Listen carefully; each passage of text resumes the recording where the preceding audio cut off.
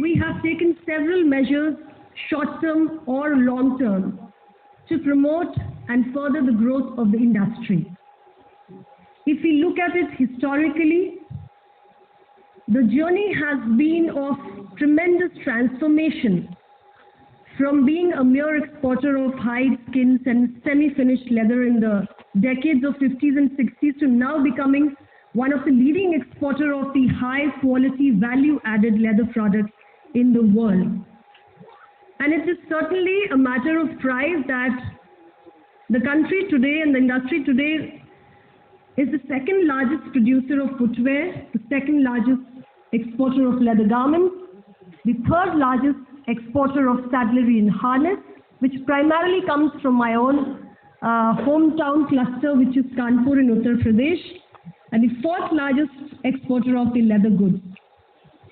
I'm also happy to say here that Honorable Prime Minister gave us a target of $400 billion of merchandise export for the fiscal year 2021-22.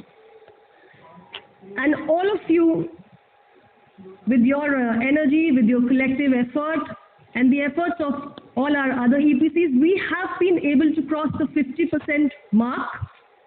We are very much on track and will be able to achieve the target which has been entrusted on us by our Honorable Prime Minister Shri Narendra Modi ji. And if I talk about leather sector, then you have also shown an export growth of 46.2% between April to September 2021. So we are quite confident that you'll be able to achieve the piece of the target, the share of responsibility which has been given to you towards the fulfillment of the bigger target of $400 billion. You will be able to achieve the $5.89 billion mark in 2021-22. Besides export, the domestic turnover of leather products and footwear has also been to the tune of $12 billion. So your effort, the effort of the sector, the industry, is truly commendable. And this is a sector which has a huge employment potential. And I'm glad to learn that more than 40% of its workforce comprises of women. And our government, led by Honorable Prime Minister Narendra Modi ji, is talking about women-led development today. Women constitute a huge workforce in your sector. And at the same time, lakhs and lakhs of unemployed youth are also being trained by the industry every year in various job roles associated with the sector and are also being absorbed at the same time. So that shows the huge potential of the industry in providing bread and butter to a large number of people. Today it's important for us to realize that the world is looking at us, at India, as a major manufacturing hub. And in the post-COVID times, huge opportunities exist for the industry. The need of the hour is for you to tap those opportunities. And not just scale up the production, but also adopt innovation, whether it is in terms of design, development, delivery, marketing or production, and increase your presence in the global market. You already have a big presence, but we can increase it further. Government of India, as I said earlier, is supporting the industry, making all efforts. We have recently, Honorable Prime Minister has launched the Gati Shakti initiative. How we are trying to develop an integrated infrastructure across the country and bring down the logistic costs from 13% to 8%.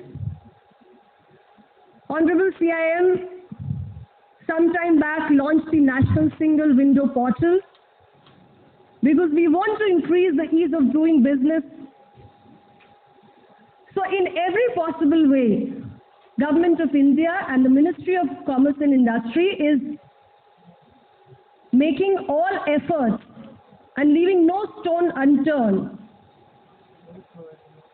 to promote industries within the country in the post-COVID times, especially where we have decided to convert this.